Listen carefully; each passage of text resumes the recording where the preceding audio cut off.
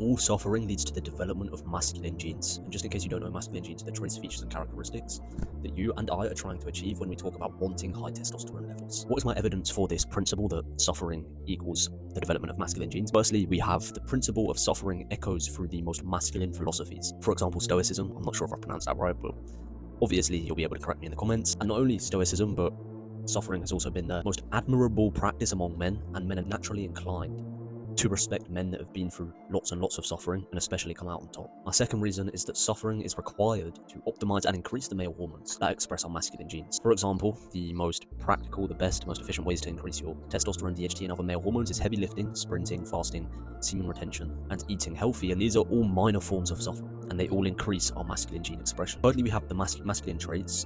And in order to acquire said masculine traits, you have to go through suffering in order to get them. For example, leadership, if you want that as a trait, firstly, you have to suffer in order to acquire the traits and characteristics in order to be a good leader. But to skip all that and make it simple, whilst being a leader, you have to suffer because you have to bear all responsibility for whoever you're leading. Secondly, confidence. How do you achieve confidence? You achieve confidence by overcoming fear and anxiety, and that's a minor form of suffering. And lastly is that it logically adds up. The more you suffer, the more you need masculine genes to survive. For example, if you're having to go to war every day, you need a very low sensitivity to negative emotion, which is one of the most prominent masculine genes. Therefore, if you're going to war every day, your body's going to produce that masculine gene.